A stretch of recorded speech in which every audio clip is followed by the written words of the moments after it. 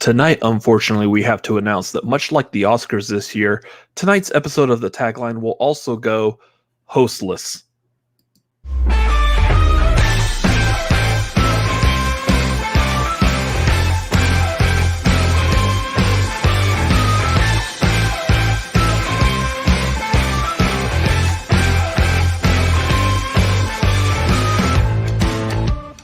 What's going on, everybody? Tuesday night, 9:30 p.m. Central Time. It is time for the Tagline. We're here. Oh, yeah, we are hosting it. Don't worry about that. We are the Cinefanatics. My name is Robert Adams. I'm Chris Adams. And man, is there a lot to talk about tonight. There is a huge mess of stuff to talk about tonight. So thank y'all for being here as we start the show. How are y'all doing in the chat tonight? Let's get this thing kicked off. Like, I don't even know where to begin. It's a whole cluster mess of stuff. One big old cluster mess. Cluster mess of stuff to talk about. This is like a cereal, but it's just like you dump the cereal ever, and so all the clusters are just. What are you gonna say? Again, thank y'all for watching. As we get this started, make sure y'all hit that like button, give us a subscribe, because you're gonna like the content tonight. It goes without saying. You can't possibly watch this without not liking the content. So yeah, go ahead and help us out that way. Any questions, comments, anything that y'all want to send to us, go to streamlabs.com/cinefanatics. We very much appreciate that. You could do the super chat as well if that is what you are more happy with, I guess. But Streamlabs is the best and preferred choice of the Cinefanatics. Much like Taster's Choice Coffee. It's just real quick and simple. I'm kidding about that one. We're quick and simple here. Absolutely. And let's see. Also, patreon.com/cinefanatics. Hop on there. Join the tier that you would like to join. I know right off the bat at the Dude tier, which would be the $5 level, coming up this Saturday, we do have our Patreon watch-along of Kong Skull Island, which I believe I have the thumbnail for. It's going to look like this. So, yeah, Kong Skull Island watch-along is going to be this Saturday. So, hop on that tier. You'll be able to watch it with us. I believe... Monkey. Okay. I do believe that there is a giveaway for that as well. So if you are joining us for the watch along, you will be entered in to win. I believe it's a Blu-ray copy of Kong Skull Island as well. Right before we all celebrate the release of Godzilla vs. Kong, which so far I'm hearing some good things about. So yay, because I haven't been too impressed with this series so far. Kong Skull Island, I think I liked Skull Island more than the other Godzilla movies so far. So I've only seen it once. I'm eager to do this watch along again. So and Vernon is confirming, yes, Blu-ray. So Blu-ray. Yeah. Anyways, that's what we have going on Patreon right now. We will, and we'll expand on this here in a little bit as to why, but we will be probably ramping, or amping, whatever amping that turning you want to do. Turning it up to 11. No, that's C2A's thing on their channel. That's not our thing. So we will be ramping up the movie trivia quiz hangout nights, only because for some weird reason we need to study. We don't have to be subtle about it anymore. We're in the FCL. Oh yeah. We'll talk about that some more here in a little bit. The other thing I want to get out for plugging right now is this Friday, of course, there will be episode 2 of Falcon and the Winter Soldier, otherwise known as Fat Wuss. That will be this Friday night. It's probably going to be, I think we were doing pretty well. Was it last Friday? We did it like at around like the 9:50-ish, almost 10 o'clock Central Time. It's probably going to be roughly around there, hopefully a little earlier this time. That one was delayed due to something was really good on YouTube last week. So I think it's going to get delayed again. So Well, it's possible. That's what I'm going to try to shoot for, probably like the 7:45 Pacific, 10:45 Eastern. That's the time frame I'm shooting for, but that might be a little bit later. subject to change. So if you're a Patreon member, you'll be notified of it in the Discord, or depending on how late it goes, we might tweet it out as well. So anyways, I think that's all the plugs we have to do at the top of this show. I can't think of anything else. No, I think we've plugged it all in. Cool. So let's get into some personal news. Hey, Chris, how you doing? How have you been doing this week? Good? Awesome. I've been fine too. Let's talk about this FCL thing right off the bat. Sounds great. Let's do it.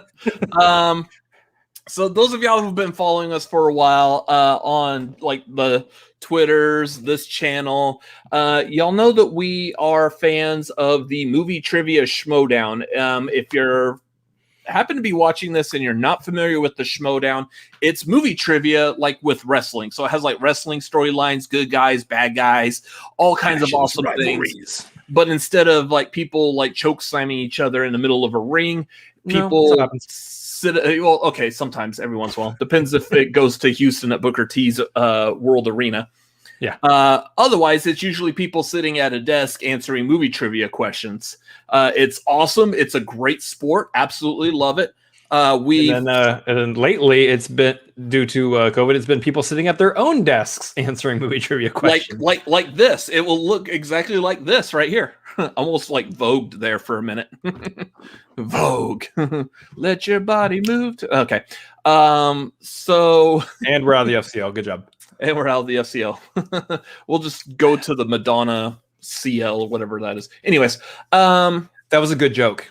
Really it was a fantastic joke. Where is he? Where's the good joke? There he is. There's Vision. Yay. Look, he's smirking a little bit. He loved this one. He's kind of amused. He was a little amused by that joke, but otherwise, a glimmer in his eye. I can see it. Yeah, I can too. Anyways,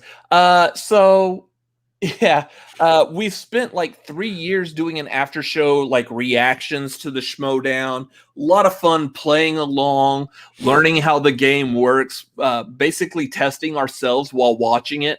And so now we have been blessed and selected to participate in the new developmental league of the Schmoedown, the FCL. Again, if you're familiar with wrestling, this is in comparison to like the WWE's NXT. NXT, yeah.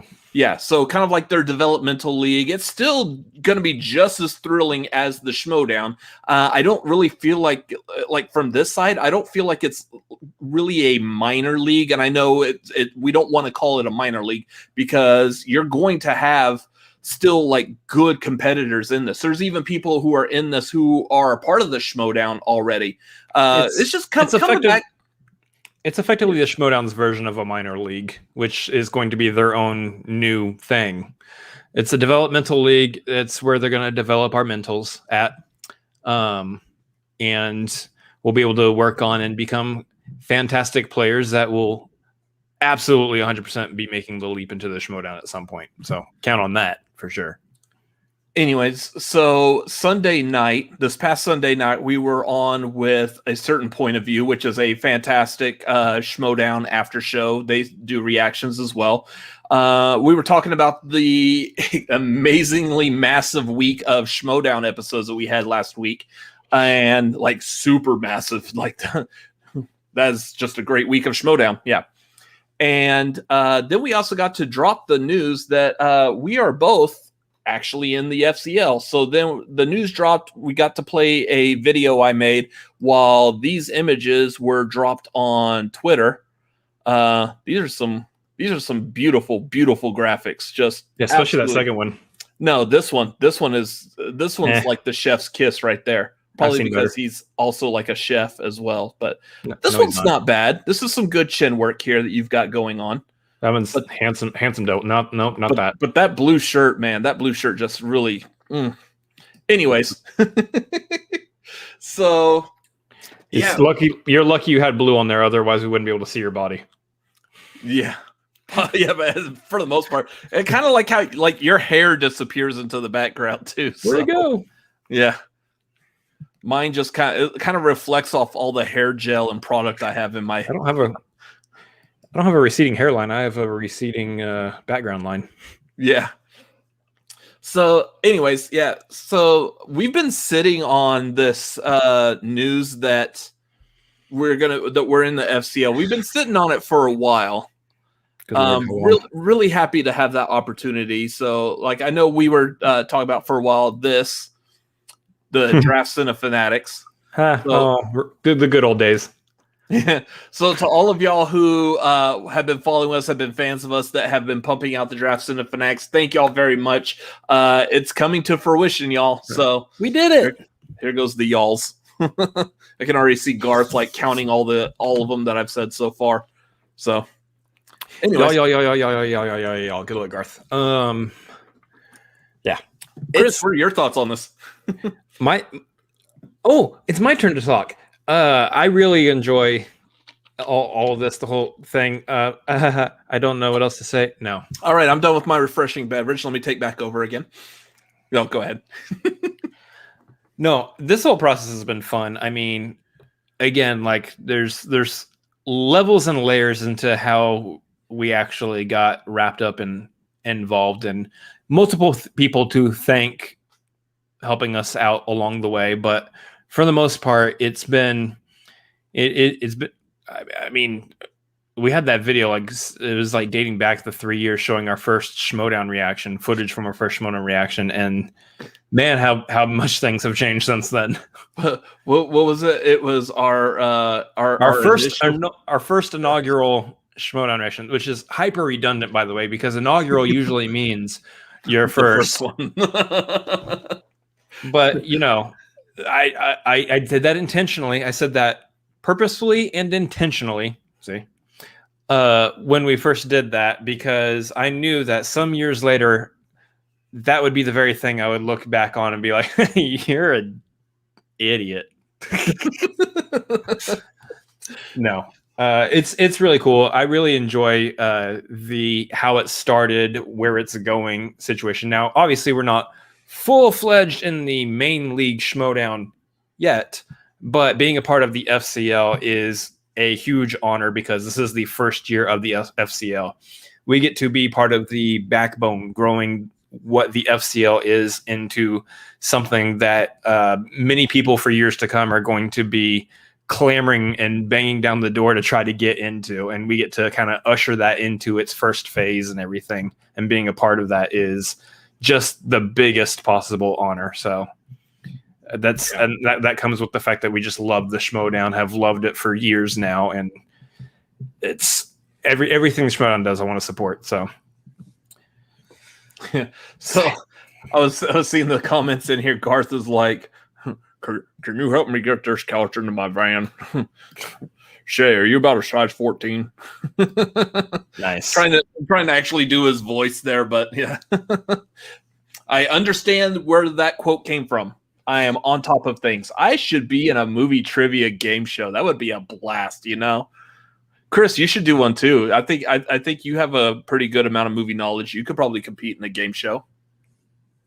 A game show? Yeah, I guess. Yeah. Sounds pretty good to me. Yeah. So it's going to be a lot of fun. I know. So here's what I wanted to do going forward. So as of right now, the game plan is the FCL matches, they're going to be live on the Schmoedown Twitch channel. So I believe that's what, twitch.com/the Schmoedown. Oh, you already don't know how Here. You let the audience know everything they need to know about Twitch. So if you go over to Twitch, you have to go to twitch.tv/the Schmoedown. That is where you will see the FCL matches starting, I believe, this next Tuesday, March 30th. There will be 3 p.m. Pacific time, 5 p.m. our time, or 6 p.m. Eastern time. And you will get 2 matches every Tuesday. There will be a undercard and a main card match. Eventually, we'll be playing in one of those matches. We'll see when that will be. But that is where you'll be able to find the FCL, the first class league, appearing on Twitch. Very good. Thank you for telling the good people. Twitch.tv/the Schmoedown. Make sure you follow that. So, and then also the matches, if you're not able to watch it on Twitch, the matches will be uploaded to the Schmoedown, Schmoedown Extras YouTube channel. Yep. like within the next week or two afterwards. So you'll still be able to catch it on YouTube. They will be the VOD will be up on Twitch. So if you don't want to wait 2 weeks and you still want to go back and watch it, Schmoedown should be affiliated on Twitch at this point, so you should be able to go on to the Schmoedown Twitch channel and see, like, the next day or two. You should still be able to watch the matches there. But yeah, if you just don't want to mess with Twitch, then they will be up on YouTube later. So the game plan for us here is, of course, Tuesday nights. We do this little show that you might be watching at this very second. Go figure. Called the tagline. It's the show where the tagline is the title. Y'all might be familiar with it. As of right now, the idea is tagline is still going to stay where it's at for the most potentially part. Unless one or both of us have a match that day, then we will figure out whether or not we will have the energy to do it prior to actually doing the match. Yeah. I know. I think well, I've said it with the patrons. A lot of our patrons that are here, and thank y'all for being patrons, a lot of them have already known that we were in the FCL. So, yeah, I know. Big shot. Hey, you know what? If you're one of our patrons, you might get info early, like when our matches drop or something. I don't know.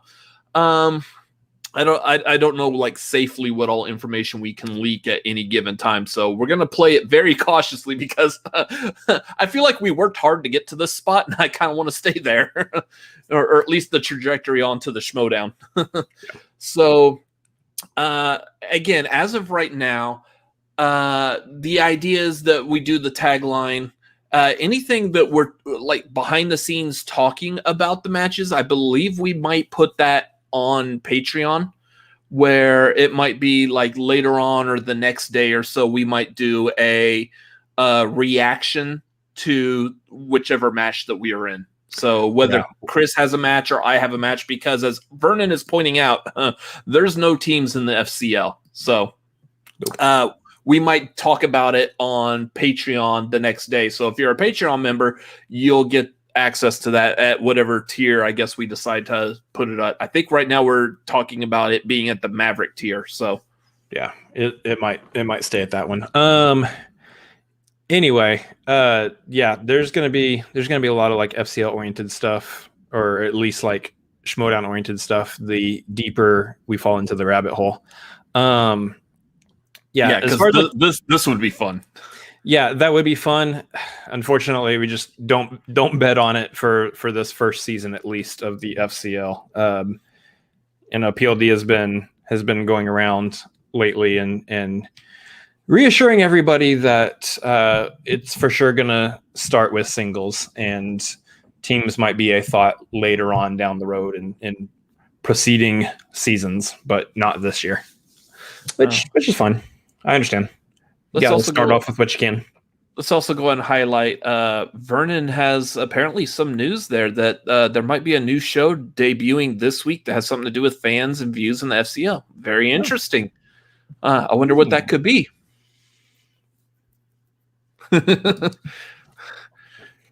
So, yeah, that's about all we know as of right now. Also, like, feel free, guys, if there's, like, any questions you want to ask us about, you know, the FCL, our involvement in it. Obviously, that we'll only be able to answer what we can legally answer right now, because the FCL's got guards on it like Marvel does, and we're not about to Tom Holland or Mark Ruffalo anything over here. But go ahead and drop questions. You know, for sure, Streamlabs, that's the big one, because that really helps us out. But some good reference there you made. Yeah. Regardless, send us some questions if you have any about what the FCL is going to look like, what our involvement is going to look like, and we'll answer what we can as we continue on the show. Yep. Anyways, moving on. So kind of as a weird segue. Typically in this show, we do kind of cover, like, what all movies have you seen this past week? Here's the thing. Now that we're a part of a movie trivia competition that easily involves, like, well, what movies do you know? the question comes up is, do we want to start releasing information as far as what movies we have watched, what movies we are familiar with? Yeah. Here's the thing. I mean, we really haven't talked about this, but here's the logical thing that I'm going off of. For the past 3 years, we've been doing reactions to the Schmoedown. If you want to see what we do know and don't know, you can help yourself to all of those Schmoedown reactions that are still available on our channel. YouTube.com/Cinefanatics. Just keep in mind that those started 3 years ago.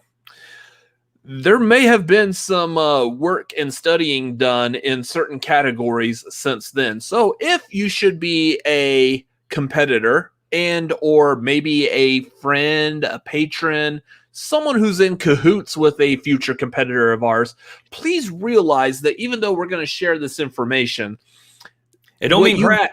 What you may perceive as a weakness may not actually be a weakness, which I'm going to go ahead and tell you like right out the gate. I know I was in, here you go, Garth, take a drink.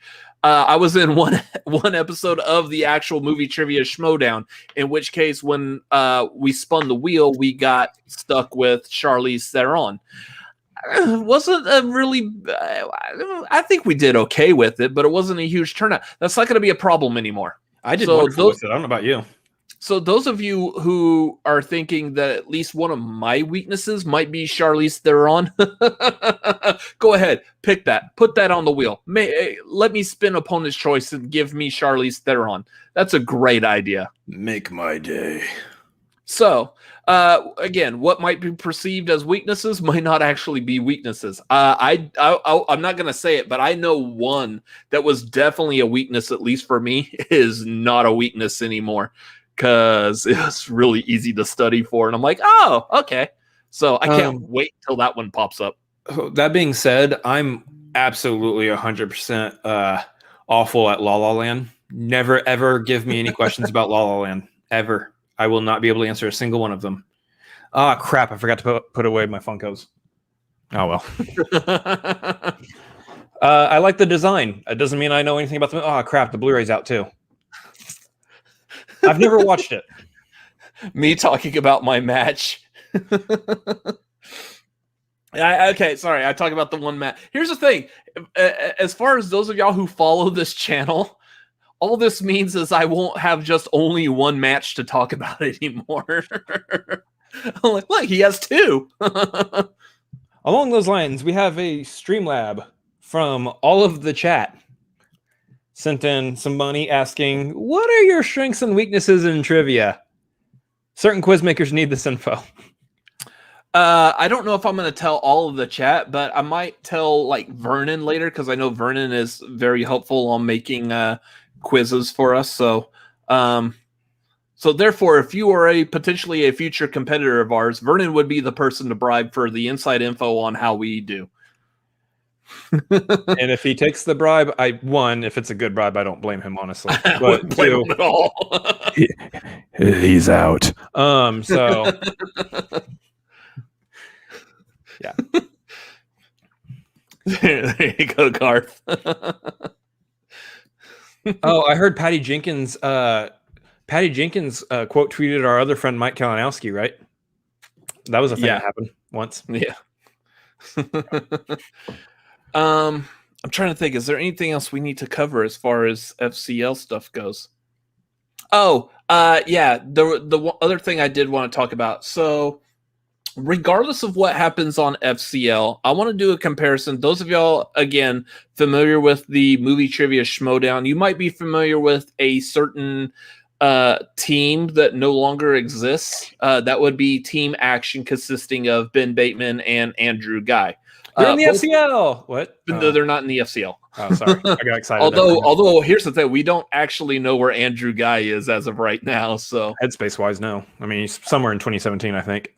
Possibly. But so like they were a team. There was a storyline where they became like bitter rivals there for a bit. One of them got choke slammed or whatever or he got a chair across the back at Booker T's World Gym Arena in Houston. So according to Not the a sponsor. Schmoedown there for a while, they were no longer friends. But they also both ran the Action Industries YouTube channel and would talk about movies and stuff a lot on there, with really no real connection between them talking about movies openly and being friendly and the Schmoedown. He took the bait. Ha So that's what I want to do is I want to say going forward when we do shows specifically like Tagline, if we're talking about FCL and stuff, you are going to see us who the two of us are competitors. And again, there's no teams. So theoretically at some point, both of us might be against one another. Good luck. Anyways, so this is going to be a friendly space after I did that. This will be a friendly open space where there's no competition between the two of us on here. This is still the Tagline as you know it, just maybe with a hint of like FCL talk as matches become apparent. But otherwise, Guys, he's really bad at comic book movies. Oh, absolutely. I'm just Take awful. that. Take that. Yeah. Sabotage. I am really bad at Avengers, Shawshank Redemption, just god awful. Anyways, You heard it here first. That's it. I believe that will be it for FCL talk for right now. That's it on the fickle. The fickle. My other word I can't say on this show, so we'll go with fickle. Yeah. Anyways, so moving on again, this really super long segue. What movies have you watched this week? I've watched one over the span of 4 days. We'll talk about that one here towards the end of this show. Yep. Those of y'all in the chat who are watching right now, have y'all seen any new movies? Did you like them? Didn't like them? Let us know in the chat so we could briefly talk about them. What's ones that like? Did you watch a new movie that you would highly recommend, like An American Fickle? Where's my applause sound effect? Starring Reth Sogan. I don't know why his letters are backwards, but whatever. Reth Sogan. Reth Sogan. Yeah, so you watched the one that we're going to cover here in a little bit.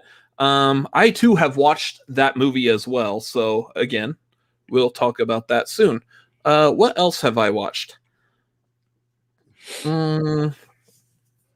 So I watched two movies. I caught up for some weird reason. I decided to watch CB4. This was a delightful movie. It was early 1990s, 1993. Tamara Davis. This movie starred Chris Rock as a part of a rap group called CB4. This was this was like NWA, basically. It was a comedic version of NWA, almost to the point of it being like a Mel Brooks type of spoof movie. Ooh. So it was really like spoofing on NWA, which was great because like Ice Cube was in it too. So that's Ice fun. Cube, again, this is Ice Cube in the early 90s. So he was straight up gangsta at that time, but he was okay with being in a movie that was basically making fun of him. I liked it. I thought it was a really good movie. It was pretty funny. So that sounds fun. Yeah. And so caught up on that one. And then I also, again, like we mentioned last week, trying to catch up on the Best Picture nominees for the Oscars. I watched Sound of Metal, which was really good. It's next on my list. I know going back, looking at the Oscar nominations, they were talking about how that one might be up for sound, like best sound just design. Best sound. I believe it. Those of y'all who haven't watched it yet, if you want to watch it, I highly recommend watching it on something that has like headphones, maybe noise canceling headphones. Really good movie for that. So that's my recommendations. That's all I've seen this past week because we've been busy. Yeah. Jump in the chat. Vernon says he watched Employee of the Month for the first time last night. Was that Dax Shepard? I believe is in that. I believe it's Dax Shepard and Anna Faris. I try not to remember. Okay. I feel like I've seen it before. I just don't remember too much off the top of my head. So feel free to challenge me at Employee of the Month questions. Bingo. And then Garth mentioned Raya and the Last Dragon was awesome. He loved it. They'll sell billions of Tuk Tuk toys, dolls and toys. Yeah, 100%. That's why that character exists. And that movie I thought also was fantastic. I believe we did the review on it a couple taglines ago. Yeah. What I like about what Disney does with those is that's right. It had Jessica Simpson in it. Yep. Yeah. That Disney has been really good, and maybe it's for a while and I just really haven't noticed, but especially recently, they've been really good at putting these really cute, adorable characters in their movies, but they're not putting them in there just to sell the toys. Like, these characters actually have well, I mean, they are, but the characters are also like kind of substantial to the movie as a whole. Like, Tuk Tuk actually had some purpose in that movie besides you looking at going, like there was some reasoning behind it. He's adorable. I can like cuddle with him as I go to sleep at night, and I can also buy an RC version of him that rolls up, and I could probably drive him around the apartment. I want one. But I mean, like, Disney's been doing that. They did it with this Tuk Tuk. It's essentially what they did with Baby Yoda, Grogu. As they created. Now that one they missed the ball on, though. That one was obviously they created it just for the element of the show without caring about the marketing, because they couldn't release it. They couldn't release marketing or any images of Grogu beforehand, because that would completely ruin the mystique of what the Mandalorian show really was about at its core. It would spoil up until the end of the second season. Well, and we'll see going forward. Yeah, though, Tuk Tuk was definitely a toy with a personality, essentially. Yeah, is what I'll call him. Also, because we know that anytime a Disney animated feature comes out and there's a fun little animal sidekick, we know that every single time they're being voiced by Alan Tudyk now. Pretty much. Yeah, it's true. Hey, in Moana, that little chicken, that was voiced by Alan Tudyk. But that's that one, I know the name of the chicken. That one really wasn't cute to like sell toys. He was hilarious. Yeah. But you like technically you got like, was it Olaf in Frozen? Olaf is not Alan Tudyk. Not Alan Tudyk, but I mean, he was a cutish character that sold a lot of toys. Yeah, I know who did the voice of him. Yes. But I'm trying to think like what other like cartoon characters they've had. Like, I mean, Pocahontas had like, was it Flit and Miko were in there? Yeah. I guess. I mean, it's a Disney staple. Every single Disney movie that they come out with, there is a fun little animal sidekick. I mean, even Pixar's gotten away with that with like Up and Doug. Beauty and the Beast had Cogsworth and Lumiere. Well, I know that's not really a cute. It's not an animal. The cutest one was Chip. I was gonna say there's not an animal sidekick in that. It's more of a household knickknacks sidekicks. Yeah, not really cute. Yeah. We can like talk about Disney and animal sidekick. That's our whole tagline episode one night. Is we're just gonna talk about Disney animal sidekicks. Mm-hmm. Come join us. There might be a couple of Disney movies I need to catch up on for that conversation though. So. Anyways, that's all we've seen so far this week, except for the one big one, which again, we're going to talk about here in a little bit. Yeah, that's what I was thinking. Beast is the animal sidekick in Beauty and the Beast. And he was adorable. Notice that Beast comes second in that title. So therefore Beast is the sidekick there. Yeah. He was adorable after he buried his face in like that oatmeal and was like, always love that image. For the audio listeners, he made a funny face just now. Yeah. What else is going on? Let's get into movie news. Movie news sounds good. Should we talk about movie news on our movie news show? Let's do some quickies or whatever we're going to call them. Yeah, let's have some quickies. We got to change that name. Good Lord. Yep. I told you that from the beginning. That ain't sticking. That ain't sticking. Probably the biggest news out of something that's real quick to talk about is it was announced today, and we got a new poster as well, that Black Widow for the final time. It is Ooh. moving to July 9th. It is going to be released on July 9th, come rain or shine, God. snow, hell or high water, whatever. I really However like it that needs poster. to get seen. It is a good poster. That's The a only slick problem poster. The only problem I have with this poster is like it's all white and she's still Black Widow. So I was like, okay, well, at what point does the black come in? That's the joke. Yeah.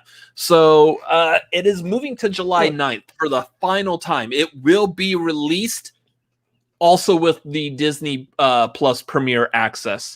So right now, I guess Disney's looking at it. The vaccines are doing their job. They're getting spread out very well. I know here in Texas, they just announced today that all adults are able to get the vaccine starting March 29th. So that's a really fast turnaround on there. That's a few days from now. I want to say, I'm guessing it was like I hadn't been looking because I just haven't been. I'm letting people like the elderly, the sick, people with disabilities easily go first. But I'm guessing that it was only them who were allowed to get the vaccine at that point. So there was a period of time. There was also like if you're an essential employee, then they would give you a notice that you're free to go get it. In which case, I believe that the two of us can actually go get it at any point. So that's something that we will be looking into soonish. I don't feel like I'm that essential an employee. Doesn't matter. Trust me, we can go get it, and we probably should here pretty soon. Yeah. Well, if you would like to follow us on social media and keep up with when we get vaccinated, that way you know when you can visit us, I guess. Physically, yeah. Anyway, so Disney has decided that the vaccines are doing well enough people are getting them, that they're really eyeing July 9th as being a really nice day to release that movie. And that also, yeah, if you can get it, yeah. And that if you're not able to get to a movie theater, it's still going to be available for the premiere access. At this point, we're looking at, movie theaters in LA and New York are starting to open again. Yep. So they're finally starting to kind of reopen a little bit. That's the thing about this, and it kind of shows that this is a long ass quickie. Right. It shows how Disney is planning on rolling these out, because obviously we have like a bunch of other dates and stuff for other movies, but the situation here is they're looking at if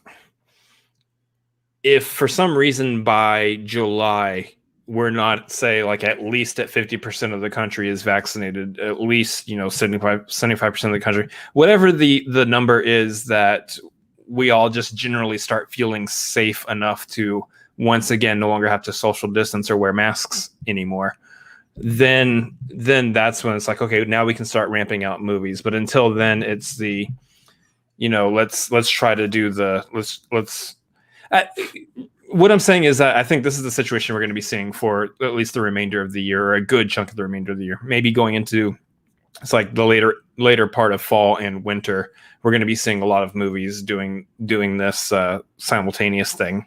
Yeah. I know that WB's already worked that out with HBO Max for a lot of stuff, and other companies are working that out as well. But I think it's going to be like probably a full year until we start seeing movies releasing as they once were again.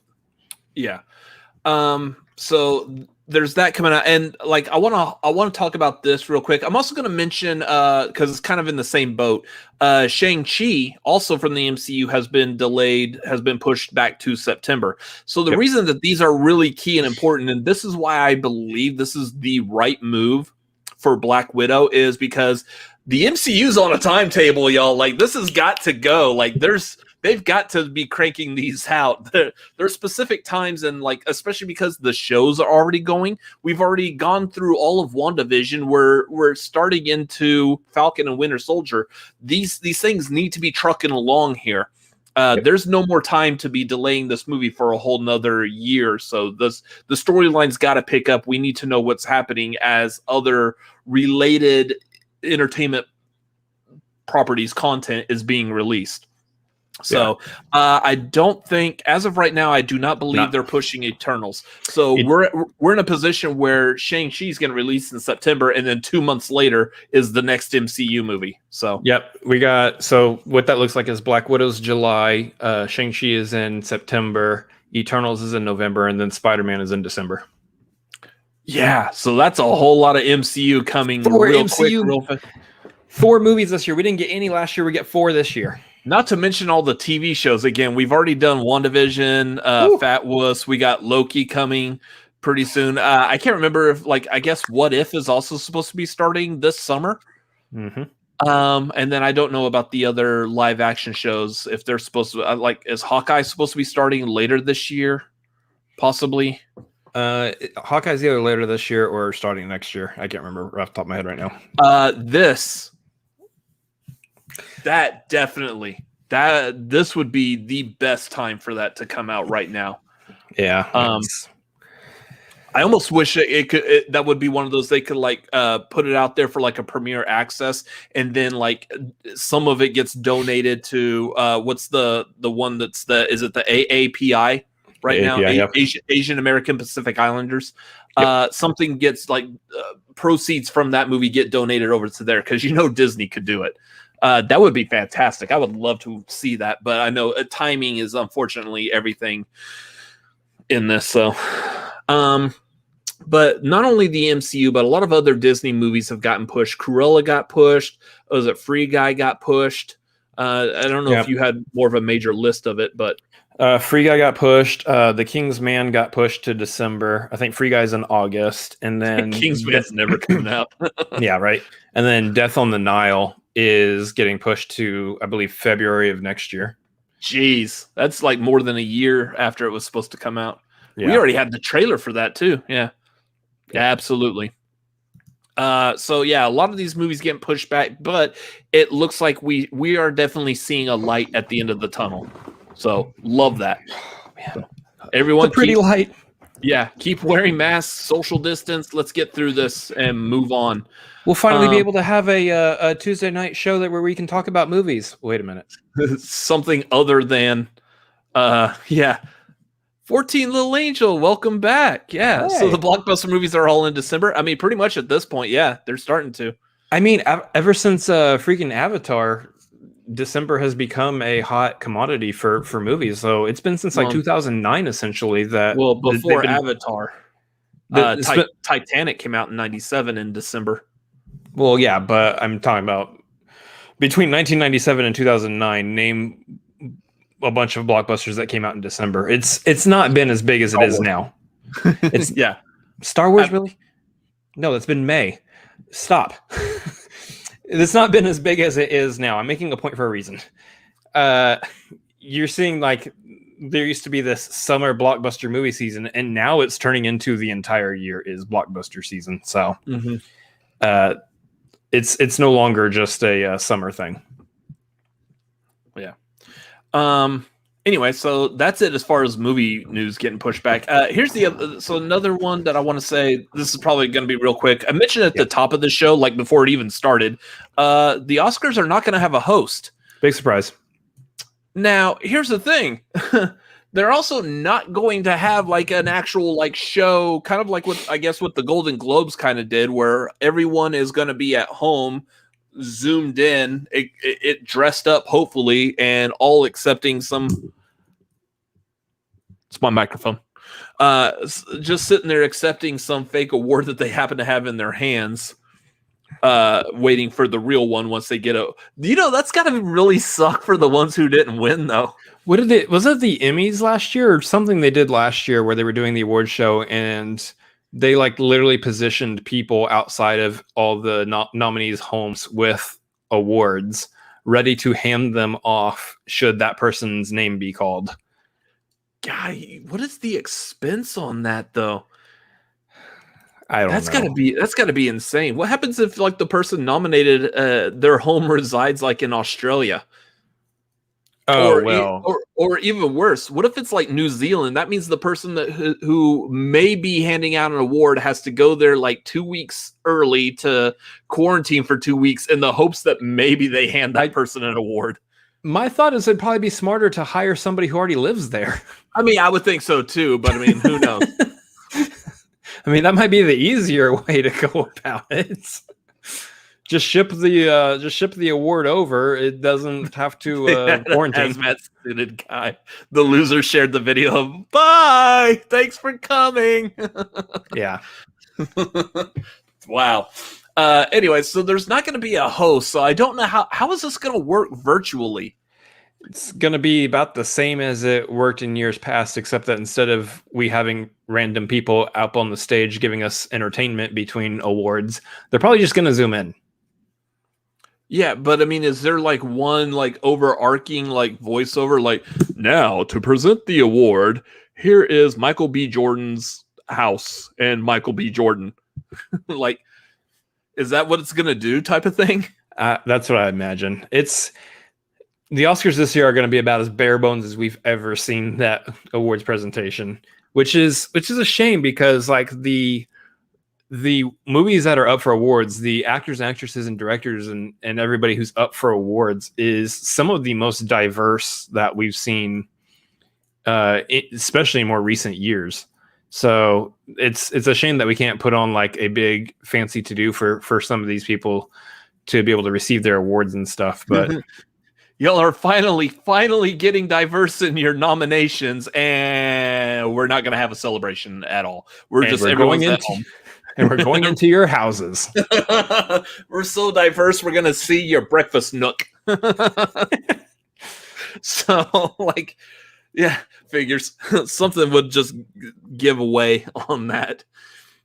Anyways, yeah, I'm kind of curious as to how that's going to work. I think it's going to be kind of an entertaining show just to see how they get it all pulled together. I know there were a lot of, like, flaws with the Golden Globes.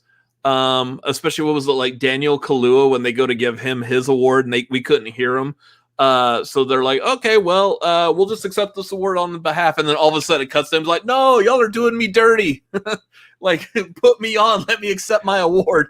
So yeah. I'm kind of curious to see if something like any like little things like that happen because, you know, it's all content at the end of the day. Well, we just know that if anything goes wrong, they'll just be giving awards to La La Land. Yeah, let's do that again. They have mess ups when it's actually live in the Dolby Theater. So let's see what it is when it's all zoomed in. Yeah. Moving on, this one is kind of funny. Speaking of family shows, so I guess Chris Columbus, who directed the family favorite Mrs. Doubtfire, which is easily one of my favorite Robin Williams movies, has said that there was like an R-rated version. Apparently, of course, go figure, Robin Williams likes to ad-lib a lot and tell jokes and stuff behind the scenes. A lot of this, I guess, possibly got filmed.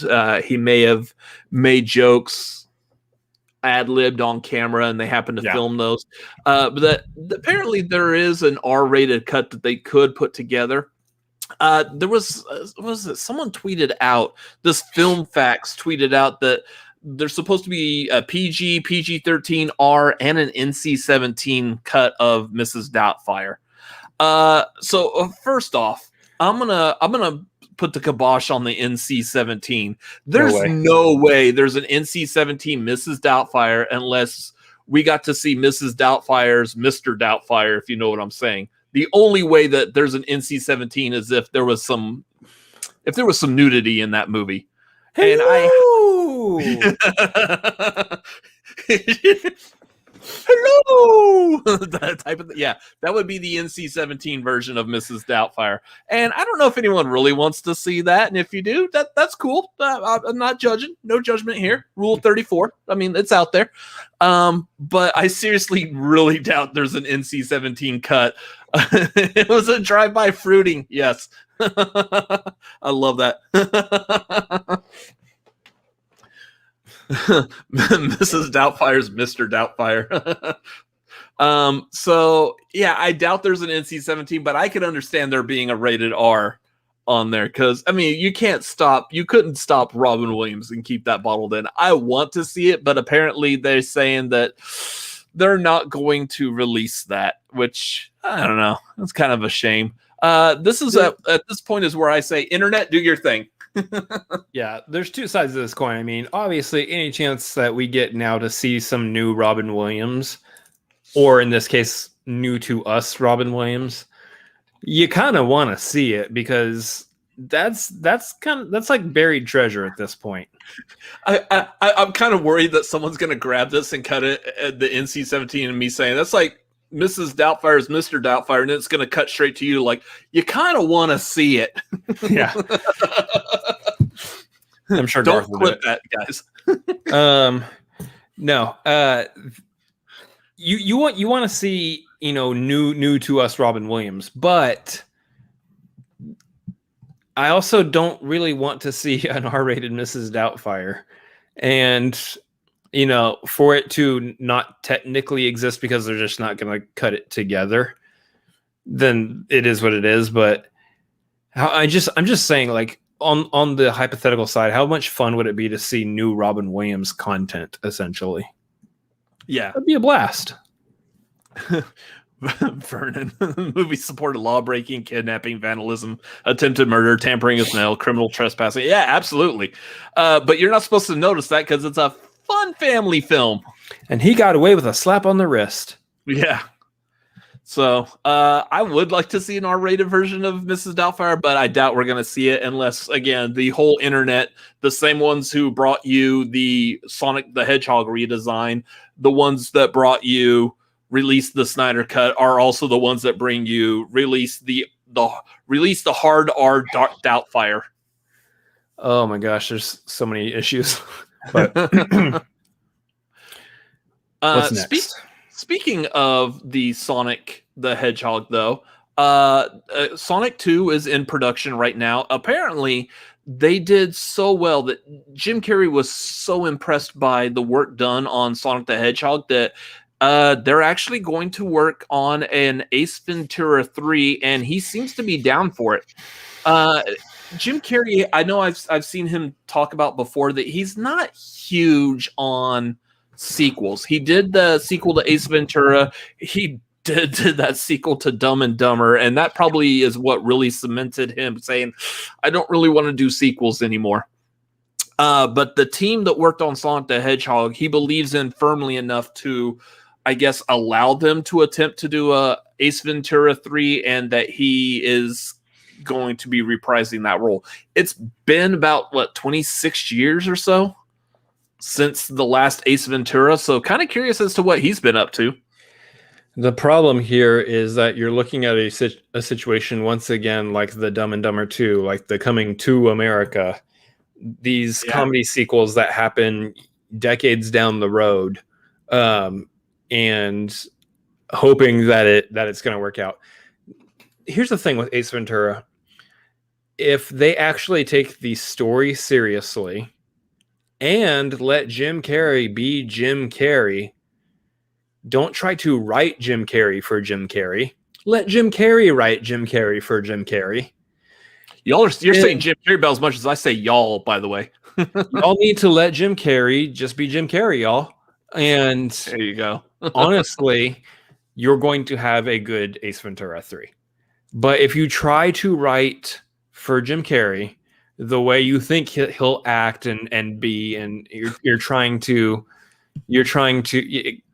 exactly, that was all Jim Carrey. There's no way they wrote that in the script for him. He did that. That was his improv. May I ask you some questions? Do you have some hemorrhoid ointment? Yeah. That's my opinion on this. Let him be himself. Let him come up with the funny gags that Ace Ventura would do. He knows Ace Ventura better than any writer at this point who's going to come in and write the movie. He knows that character because he played him twice. That is the situation that I think we see a good Ace Ventura 3 is you let Mr. Carrey take over and be who he knows Ace Ventura is. I could understand if they get like Tom Shadyac, he was like the head writer developer of the Ace Ventura movies. Bring him back on board if you can. Mm-hmm. That would be fantastic. And I almost could guarantee you're going to get a good Ace Ventura movie out of that. But man, that's got to be like the right precise grouping, the right recipe to make this movie good.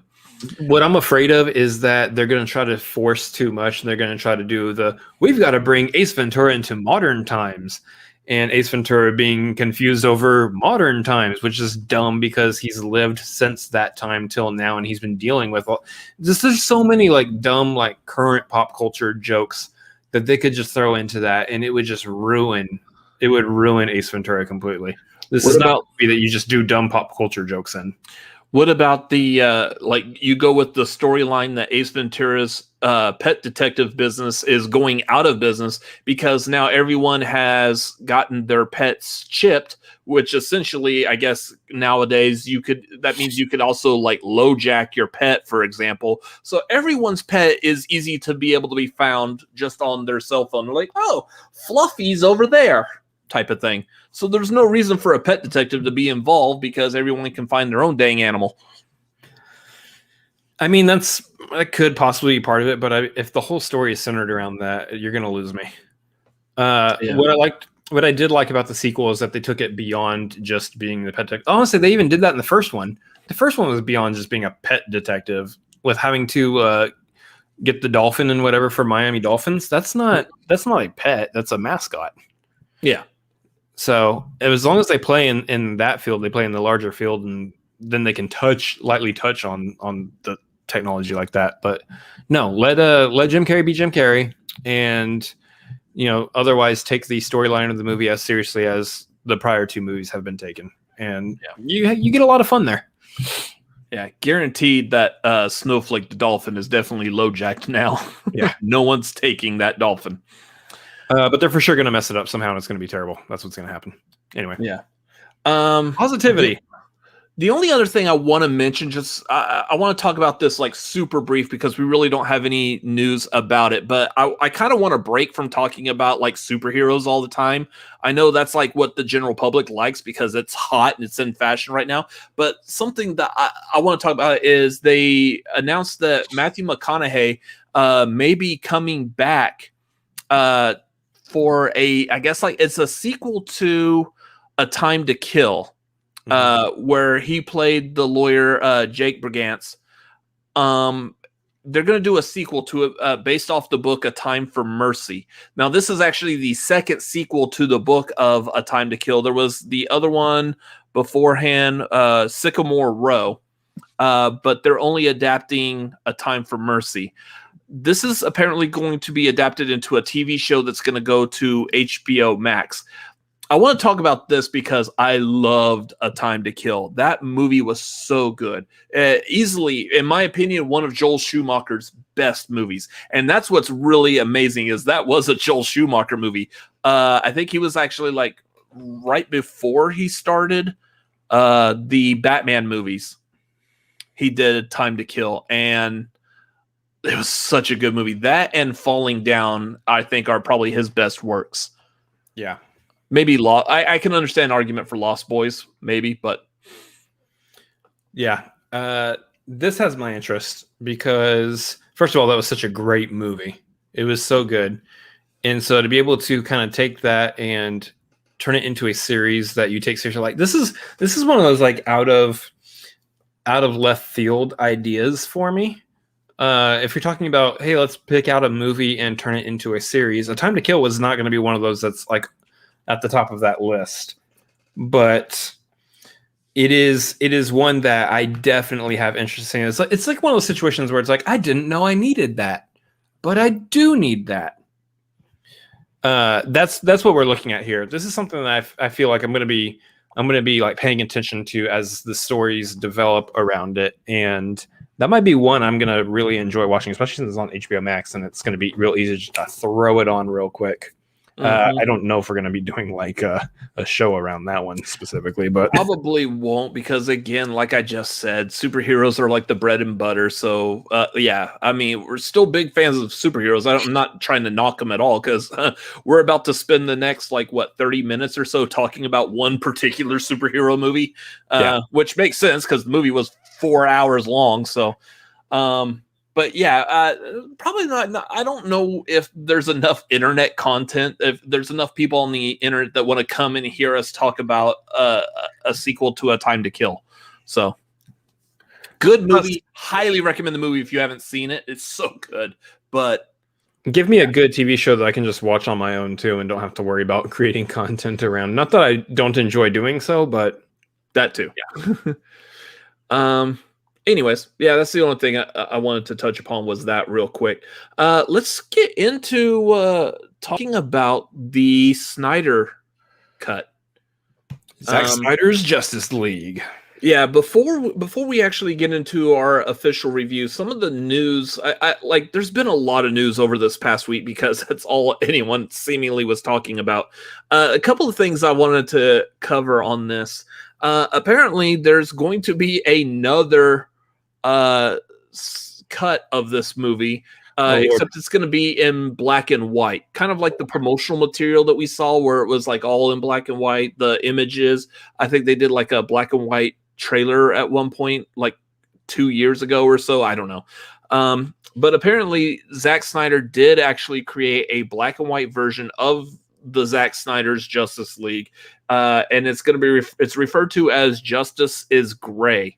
Now, the last I looked up on this, there's no release date in it, but apparently all they're doing is just basically taking the movie and just removing the color and just making it gray tones. They probably have to adjust like exposure and stuff just to make sure the whites don't get overexposed, but yeah, otherwise, yeah, it's already Snyder's muted colors. How much more muted on the colors can you get? Let's go black and white with it. That's a good idea. Full on mute. On top of that, there's supposed to be like some extra footage and stuff that will be in this specific version, like that whole image that we saw of Joker with the crown of thorns on his head, the Jesus Joker. Yeah. Apparently, whatever scene that is going to be in this version. It's just, I could have sworn that I heard that was Jared Leto just doing that for a promotional image. There's not anything actually filmed of him wearing that crown. That might be the case, but I'm just saying what I've heard in passing. What I heard might just be a rumor at this point, and I kind of hope it is because Oofa. I'm not gonna watch a black and white version for another 4 hours, especially if there's literally no reason to do so. If we're not taking away or adding anything or changing the movie at all, it's just going to be in black and white. Fine. Now, don't get me wrong. If I happen to be visiting the state of, I don't know, Colorado, California, and I got 4 hours to kill to just really focus on a movie, I might for the artistic style of it. I don't know why I have to do that in those particular states, but I might watch Gone with the Wind instead because that's another like nearly 4 hour movie that should be watched apparently at some point. Oh yeah, definitely. Yes. If I got 4 hours to kill to a movie again, I need to catch up on that as well. How long is it? Lawrence of Arabia? There's one. Anyway. Yeah, I'm good. They can obviously put it out if you want. Let the people who are like, because there's for sure, there's people out there who are gonna be like, I'm going to watch it. I will watch it again. Look at Logan. They released was it Logan Noir? It was Logan in black and white. That one makes more sense though, because it's like you're getting that kind of the Western vibe, and let it be like an old school Western in black and white or something like that. Like that one, that one feels more appropriate. It's a dreary film, and yeah, that worked. Also, Logan's not 4 hours. That too. I don't have the time to devote to watching the Snyder Cut again in black and white. If I'm going to watch the Snyder Cut again, I'm going to watch it probably in its regular. There was that too. Fury Road was also black. I forgot what was that called? Like Metal in Blood or something like that. Mad Max Metal in Blood. I don't know, but that I would be interested in seeing. I haven't seen the black and white version of Fury Road, but that one would be kind of cool. But there was a lot of like the saturation of colors in Fury Road was a part of it. That was like part of its appeal. So yeah. I wonder how that really would work just being black and white without any of that color. We're talking about exposure and highlights at this point and how they play off within black and white. It would look good, but again, not really 4 hour black and white Justice League. Not for me. Black and chrome. Okay. I thought I read it was like Metal and Blood or something like that.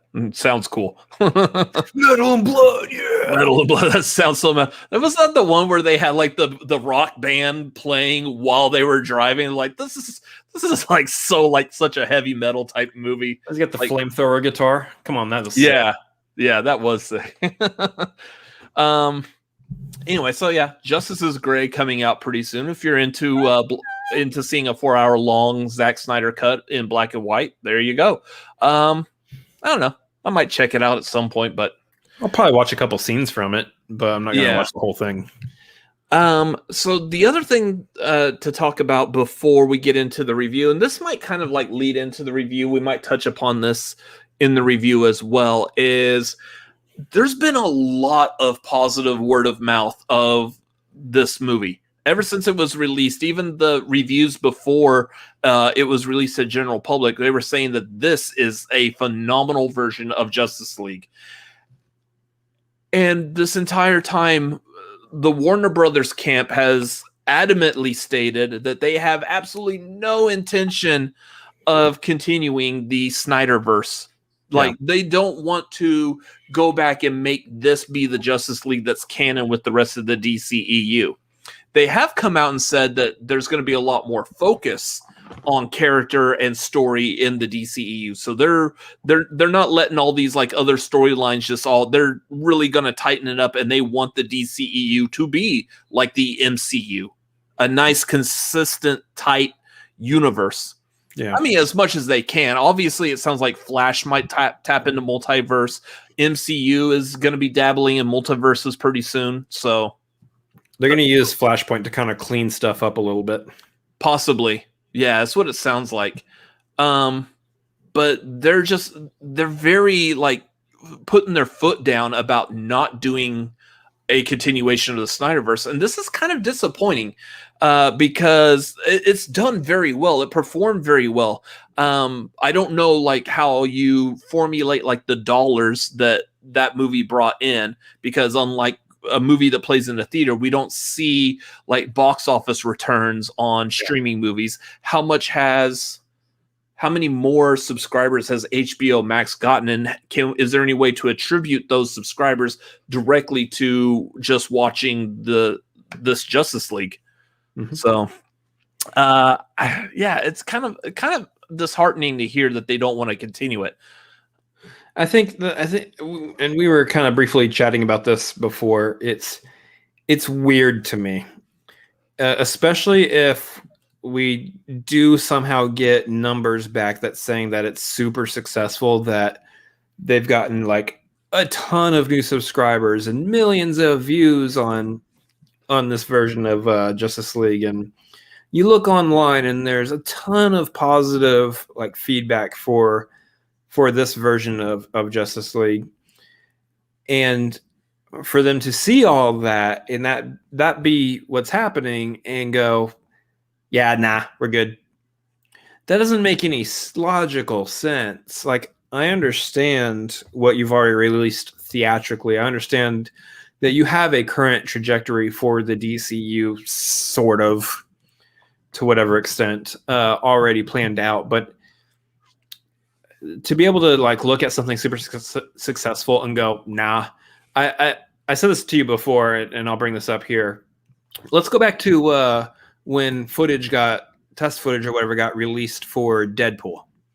Yeah, thrown out onto the internet, leaked out there, and the overwhelming response on the internet, leaked, whatever. The overwhelming response on the internet was, oh yeah, we like this. This is really good. Y'all should make this a movie.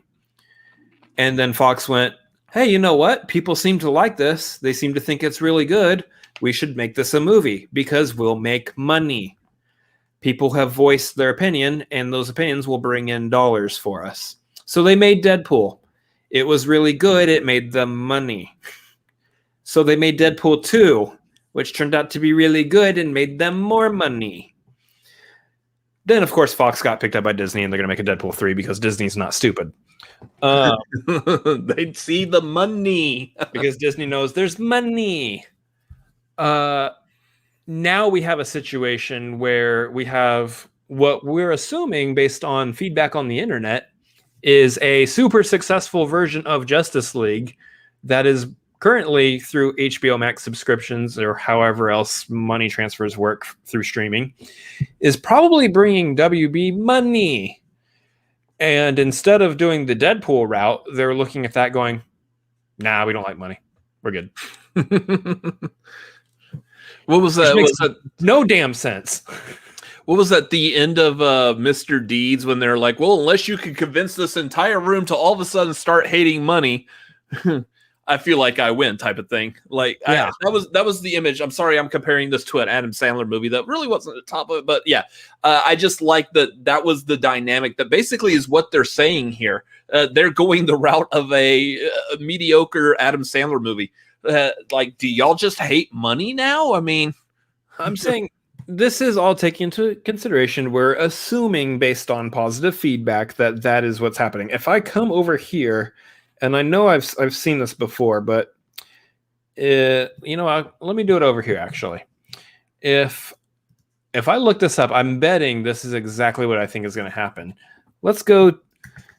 Not that you should always take Rotten Tomatoes for the face value of what should or should not warrant a sequel. Mm-hmm. But let's bring up Zack Snyder's Justice League on Rotten Tomatoes just for an example.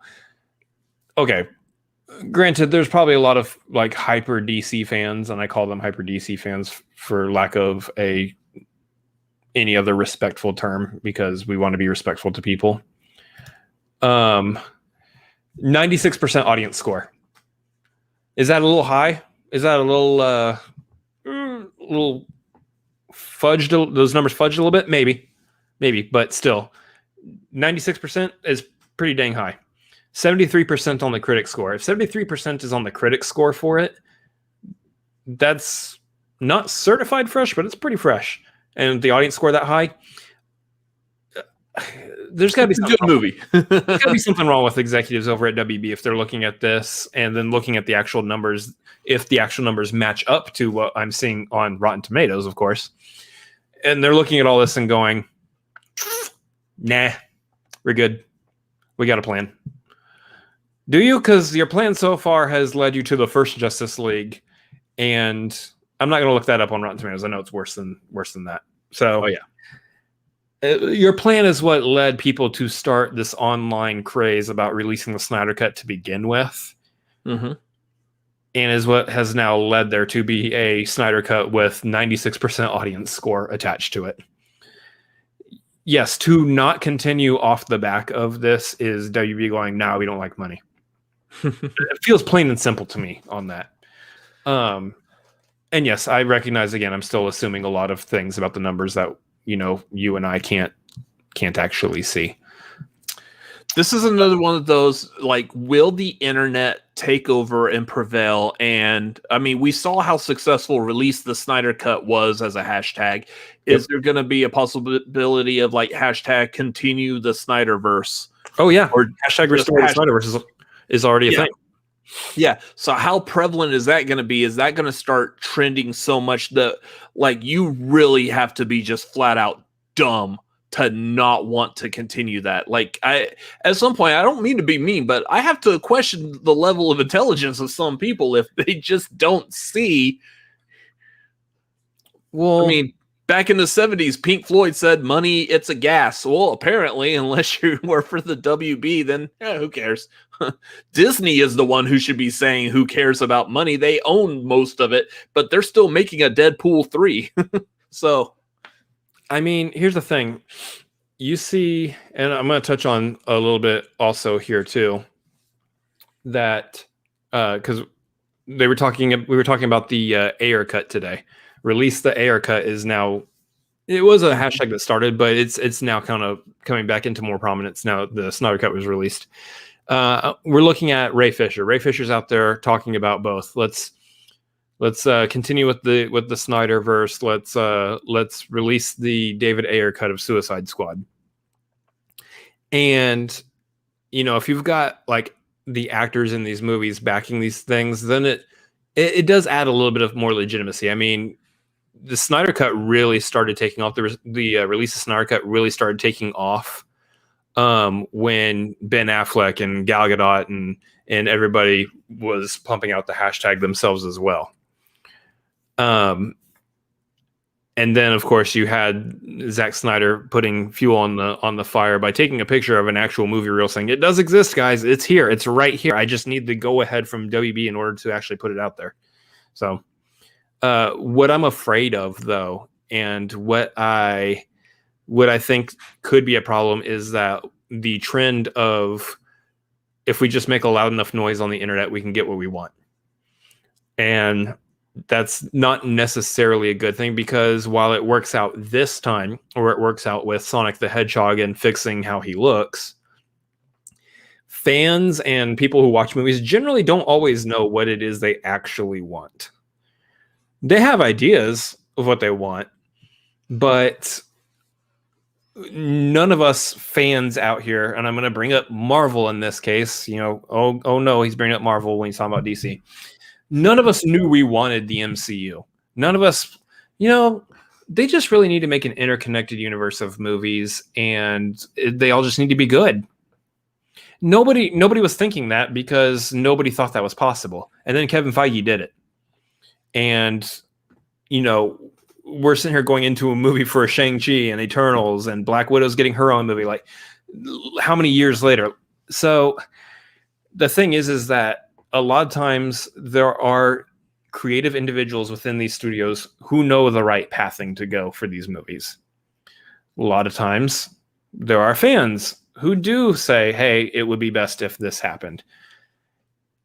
This might be one of those situations where we need to start doing like a case-by-case basis kind of a thing. And I don't think that we necessarily need to start again with the Suicide Squad. Yeah. If they release it, I'll watch it, but I'm not out here gonna be a proponent of passing the release the Ayer cut hashtag. It doesn't need to happen. Yeah. Not for that one anyway. There's a whole lot of reasons why the Snyder Cut needed to happen.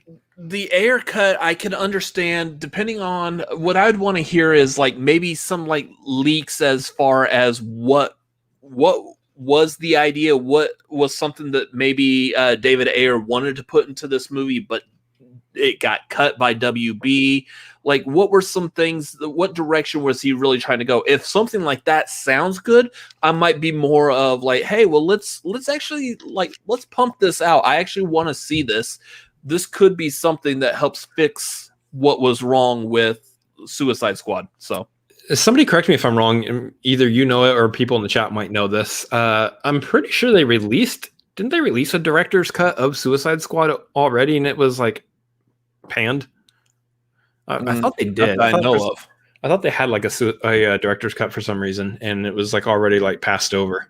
But like maybe they did did they do like an R-rated cut where they released it and all they did was just add a couple of F-bombs to it and that was it? Really? Maybe. I mean, we have situations where it works. Obviously, BVS, the director's cut's better than the theatrical version, and then I know people were saying the original director's cut or whatever of Justice League over the theatrical version was better, but of course now we got Snyder's done it. Yeah, Snyder's done this with Watchmen. Mm-hmm. Yep. So he did a director's cut and an ultimate cut, which I think the ultimate cut all it did was just add the Tales from the Black Freighter storyline back into the director's cut. So yeah. As Aiden, welcome. Good to see you here. Hey. Did Justice League even make a profit? I think if it did, it just barely. I think Justice League was one of those, like the word of mouth, just it spread so quickly that I don't think it really pulled in as much as like say when Avengers was released. So yeah. Let's see. $300 million US. So domestically, it made Justice League in 2017 made $300 million. That's not great. No, because I can tell you that's pretty close to its budget before marketing. Yeah, not too close. I think it was it probably was like under 200 million. But if you add marketing, they probably made right at budget. And then of course you got to take into consideration whatever it made overseas. But yeah. Okay, so there was an extended cut. Okay, with when it was released on video. Okay, so 13 more minutes. So it's not like they took a movie and just doubled its runtime. Yeah. So, Okay, so there you go. So Justice League's budget was 300 million. Its box office take-in was about 650 million. So it doubled it, which is okay for a lot of movies, but for a big budget feature like that, I think you really want to end up like tripling, if not getting that sucker over $1 billion to really feel good about it. So yeah. Anyways, we'll see what happens with that. Maybe people at WB, their opinions may be swayed, and we might see a sequel. This is going to be something I expect to see probably brought back up in a couple of months when we get or at least when they get the full records and they're able to understand how much profit was actually made by it streaming. Kind of curious. I'm really interested to see if they do move forward on it, if they are somehow able to sway Zack Snyder to coming back, because after what happened with him on Justice League to begin with, they got to drop a pretty solid sack of money in order to convince him to probably come back. I know that he's gone on record saying that he would probably love to continue making some, but that he just doesn't see it happening right now. He just wants to take a break. I think he's also said that, if it comes to it and it's something that can happen, then we'll see. But all right. So that all being said, let's go ahead and turn our focus for the show onto our actual official Cinefanatics review for the Zack Snyder Justice League cut. I will say, right off the bat, I enjoyed it. I thought it was a significantly better than the 2017 in multiple ways, and I'm probably not going to be able to jump into all of those ways with this review, but I think one of the things I liked was the character development, which is what I think the DCEU was really suffering from. Again, in comparison to Marvel, that you did have that buildup of Iron Man, Thor, Captain America before we jumped into our flagship superhero team-up movie. This movie kind of we had Man of Steel, we had BVS, and then we jumped into Justice League without really any character development. I think Wonder Woman came out before. Yeah. The first Wonder Woman came out before, and that was really just the character development for her. But otherwise, there was no other character development for anyone else, which was sad because this movie, now looking back at the Zack Snyder cut, really was a major focus for at least Cyborg. Cyborg was a major front and center character of this movie. Me personally, not a huge Cyborg fan in the comics, but they did a phenomenal job with him in the Zack Snyder cut. And it really makes me sad to not see the full potential of what he could have been in the 2017 version of Justice League. So the expansion of the character development was very welcomed in this. It felt very rushed in 2017.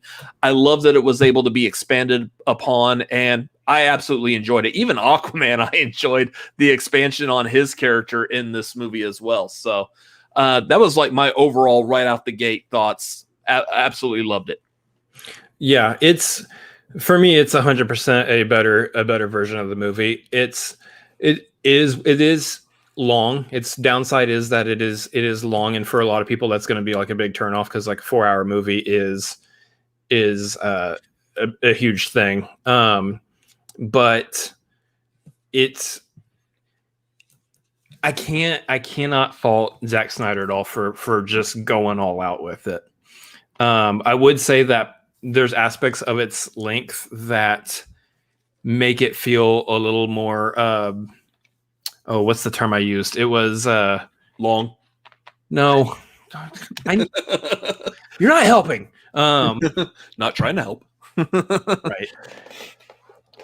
It feels more like I don't know, he did all of it because he just felt like he could. Self-indulgent is what I was going with. The movie felt a little more self-indulgent. And hold on, I'm getting there. You stop.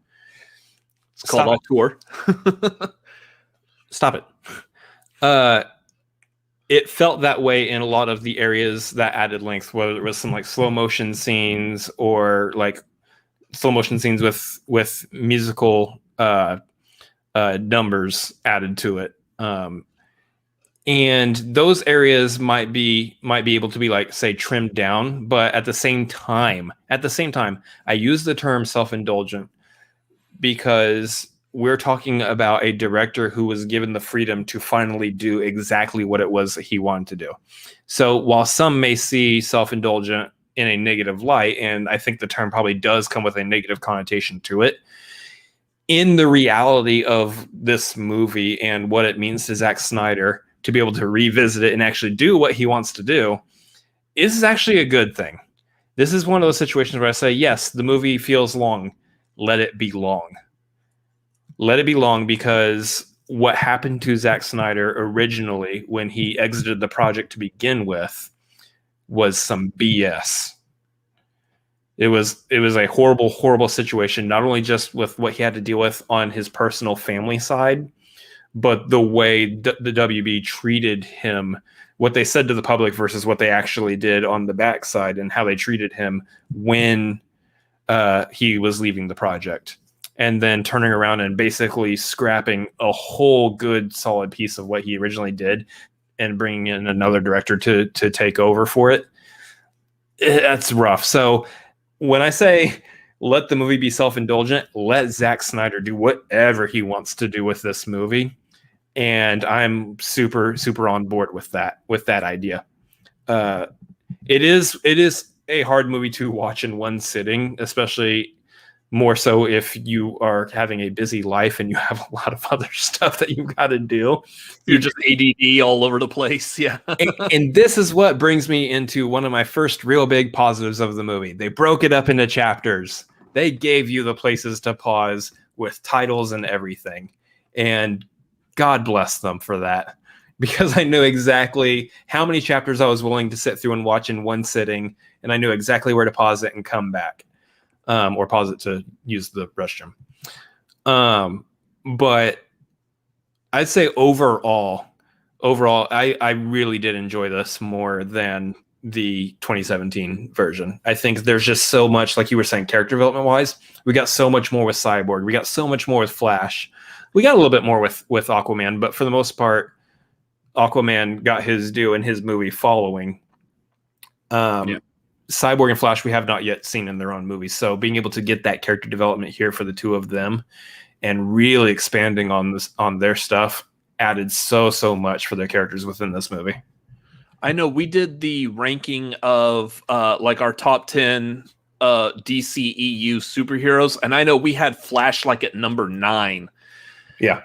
Had we seen this and this movie be like actually DCEU canon, I probably would have easily pushed Flash way up higher. This movie did a phenomenal job with Flash, and kind of like Cyborg. Like I'm really sad that like a lot of his stuff, a lot of his development was cut out of the original one, because this really is the only thing we've seen both of them in. So this is where we have to gauge. Now, again, I know we rated Cyborg higher because even in the original, you could see how important Cyborg was to the story.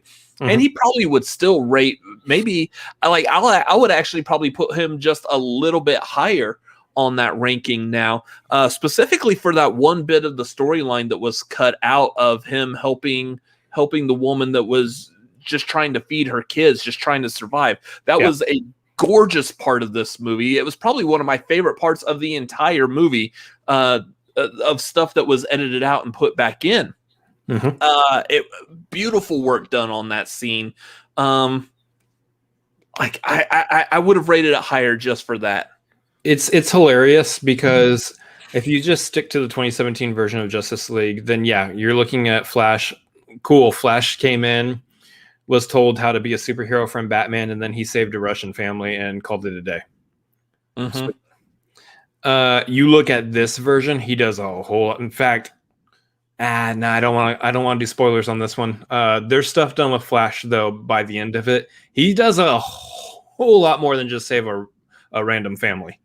Yeah. he actually does some really, really solid stuff that makes him actually very pivotal to everything that happens in this movie. So He does stuff that I think would fit perfectly well into what they're planning on doing with him in his own movie coming up. yeah. Like, it just fits nicely. So, And when I talk about Flash's, how pivotal he was to this movie, those poor dogs would not have had their meat snack if it was not for him. Just kidding. I do like this. Some guy spent weeks working on the CGI for slow motion hot dogs and a sesame seed bun. Yeah, Exactly. So outside of that, I mean, we can talk a little bit about Steppenwolf. So Steppenwolf being the main villain from Justice League. I mean, he was the main villain in the 2017 version. Changed around in this one. Has a new look. The voice has changed a little bit. It's still Syrian Hines who's doing his voice, just with some voice modulation. And I never know if I'm pronouncing his name correctly, so we're just going to go with it. Yeah, they just did a little bit of voice modulation. Now, to me, I made the joke on Twitter. He kind of sounds like he's got a ham sandwich stuck in his mouth, and that he just, no matter how much water he drinks, he cannot get that thing down. But at the same time, it actually did kind of fit his character with what he was doing and everything. But they did a lot more storyline wise with his character. He's got a lot more reason and motivation and plot behind him rather than just being I want my mother kind of thing. Yeah. They gave him character development as well, which it wasn't what I was wanting from Steppenwolf. Steppenwolf is supposed to be a very secondary character, but they took him, like in the original one, the 2017, they really made Steppenwolf the main head honcho. They took him out of that role in this one, and they made him that secondary character while still keeping his reasoning for existing in the story of this movie, which the story pretty much stayed the same from the 2017. Everything, like the key beats that they were hitting are all exactly the same, but they changed the way he is, the way he interacts with the Justice League, the way he interacts with his superiors. It really fleshed him out a lot more. They made him submissive, but still really intimidating. Yeah. Which I thought they did a good job on that. The look of him, though, was a little off-putting. I know when, I agreed with the internet for the most part when we first saw the redesign of him. I was like, this looks a little weird with all the shiny silver, spiky armor weirdness to his face. Like, just they can't do this right. Just make Steppenwolf look like a normal dude, like he is in the comics and the cartoon and stuff. Just a dude in a costume with a mustache. Done. I actually kind of liked what they did with him. Now, instead of just seeing that image of him, like seeing him actually move and talk and interact, I like what they did with him as far as like the redesign on him. I thought it worked very well. Again, going back to the character development, they actually gave him, not only did you hear his character, but you could see that on his face. You could see how he interacts, the emotion and stuff. Yeah, there's different levels to it.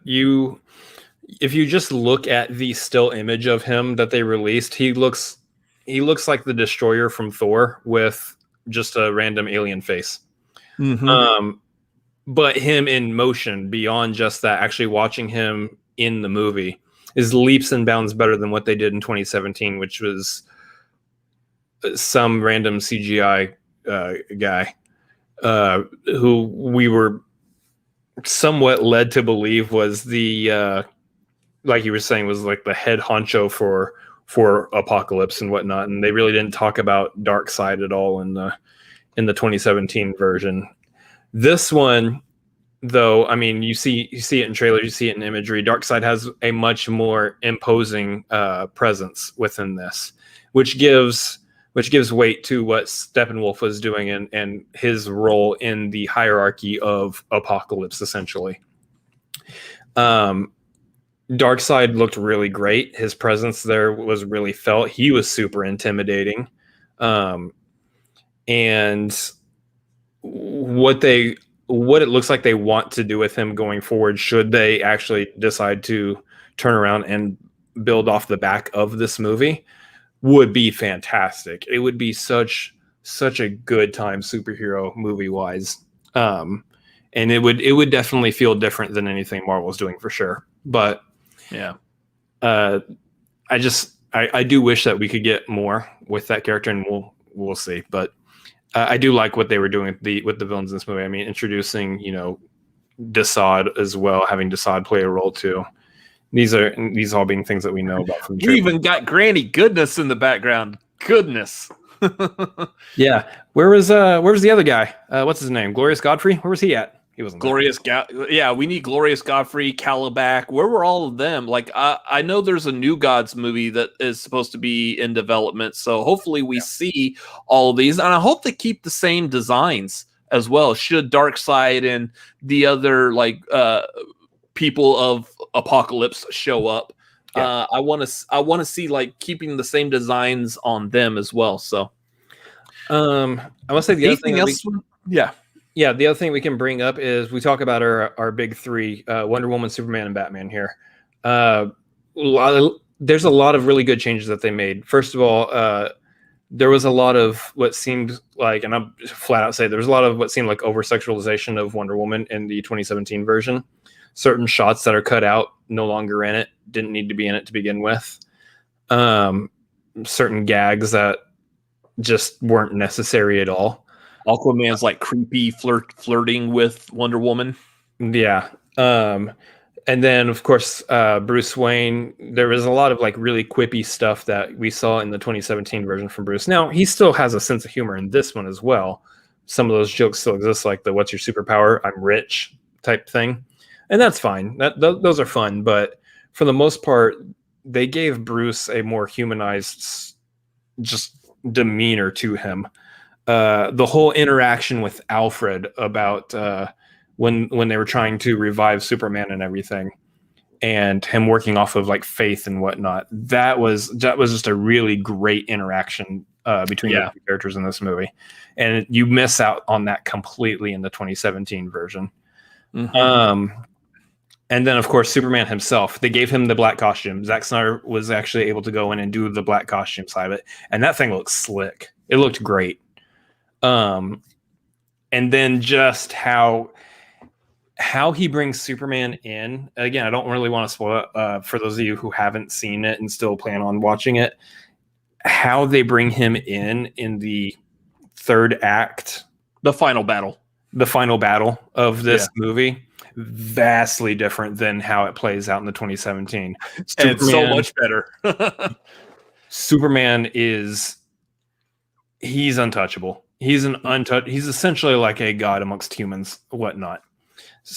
And being that he is an overpowered character, he was represented correctly by the end of the Snyder Cut. So that whole final battle and just the way it all went down and how it all wrapped up, perfect. It was excellent.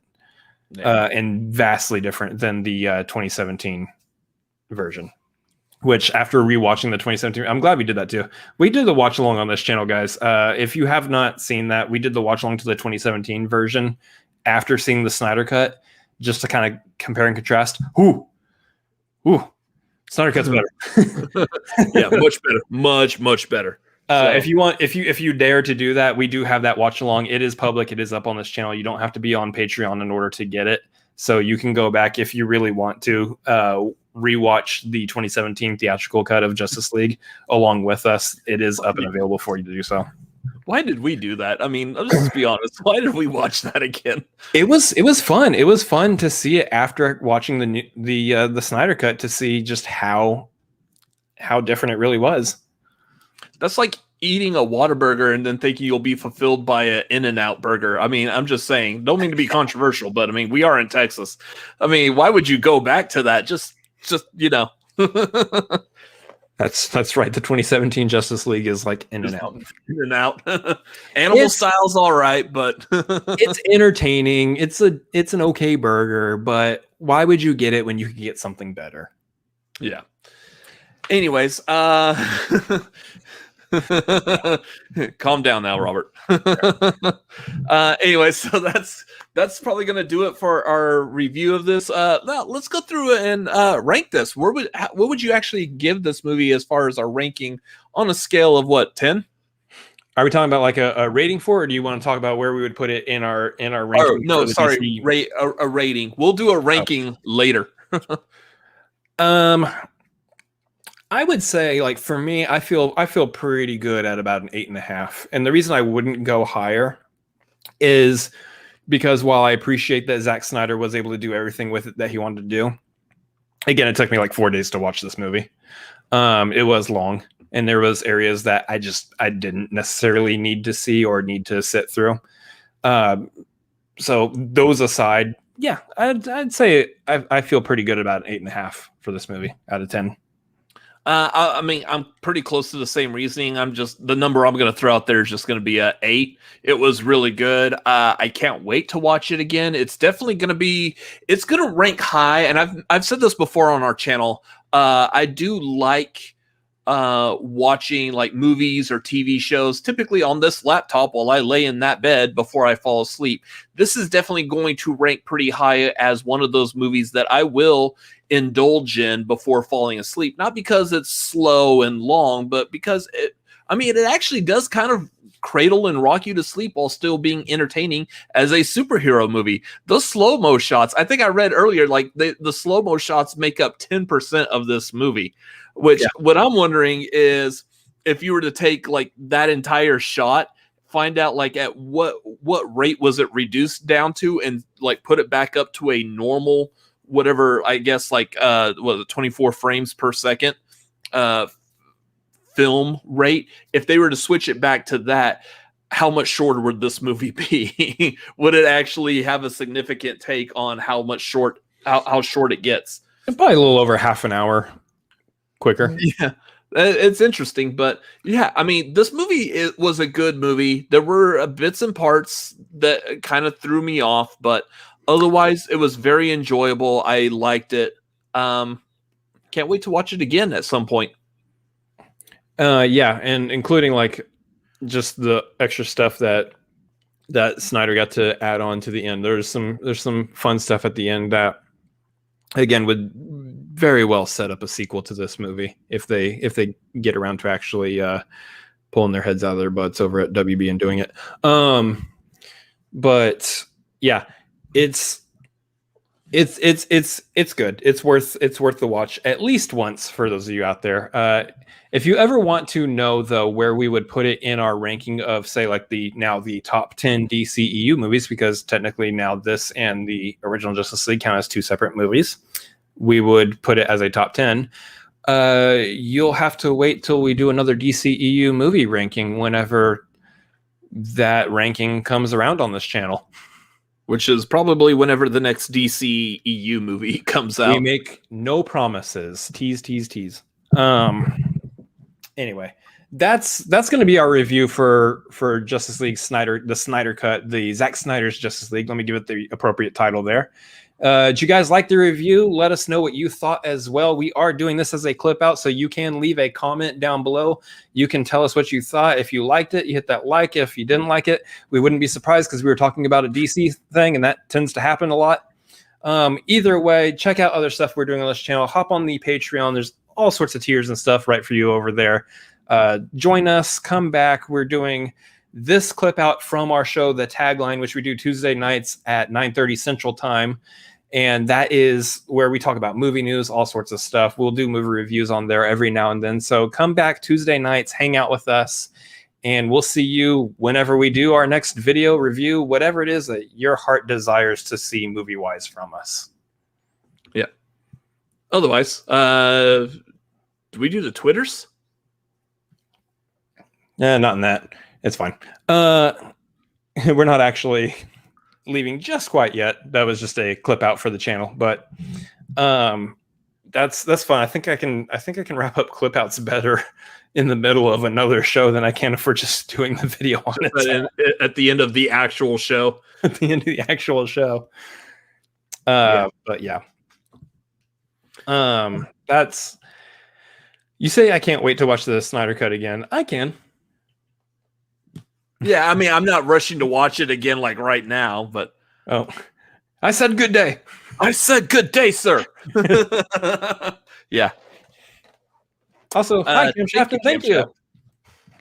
Yeah, so for those of y'all that are just now joining, we did talk about this at the beginning, and I'll cover it again like real quick because we need to wrap this up.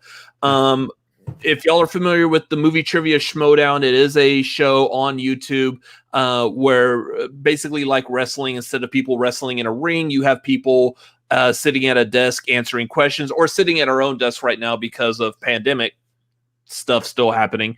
But you have storylines, good guys, bad guys. It's all kinds of fun. We've been doing reactions to them for the past 3 years. As of recently, it was announced that we are going to be a part of the Schmoedown's developmental league called the First Class League. It is playing on their Twitch channel, so it's twitch.tv/the Schmoedown.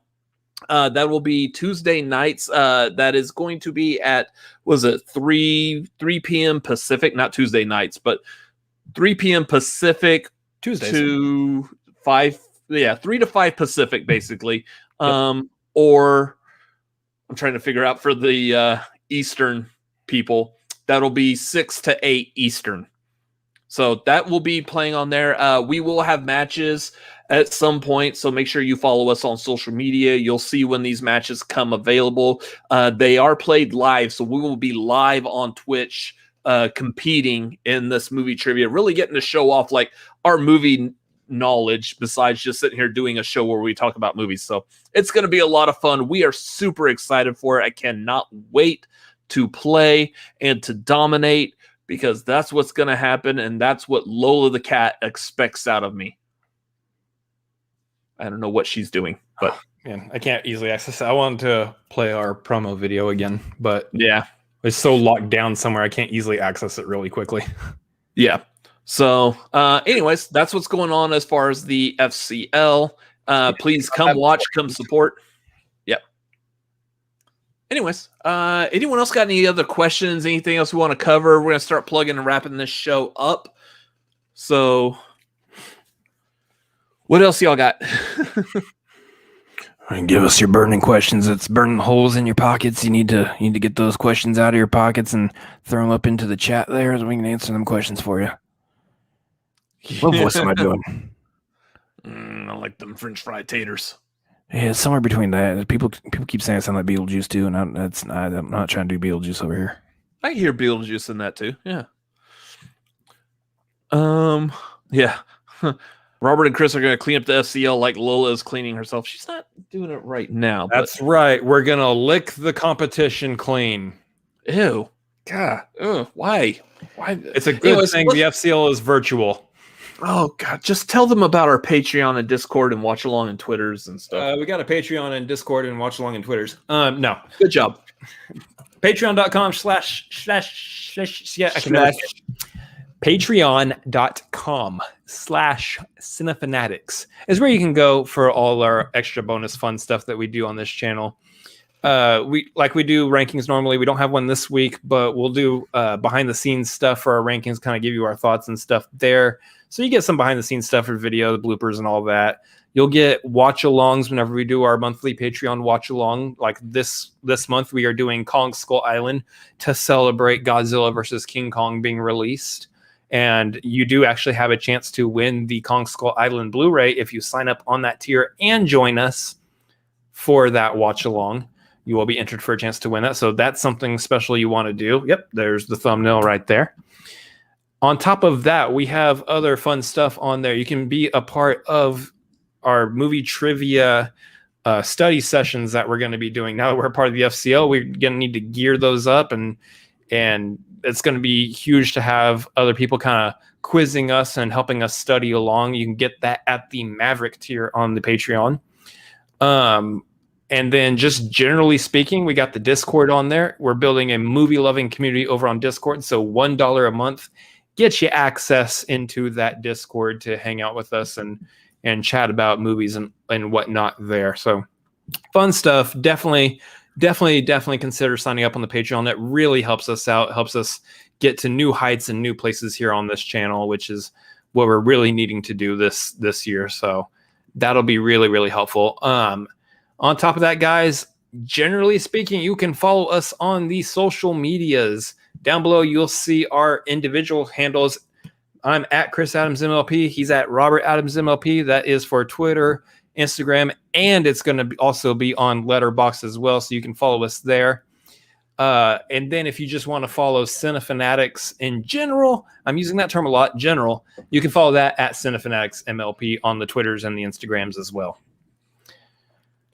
Nicely said. Garth, you're supposed to be helping us. This doesn't help. We're not gonna do that.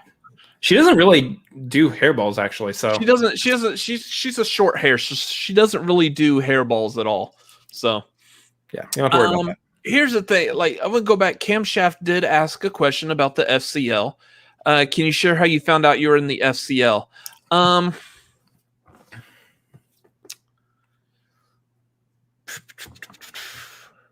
How did we find out we were in the FCL?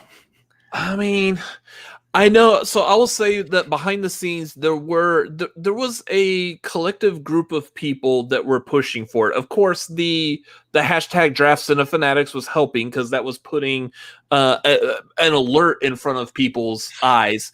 But I would say it reached a collective group of a certain somebodies who then spread the word along. And of course, this word got up to, say, Christian Harloff, the head of the Schmoedown, who relayed the message that he would like to see us participate in the first class league.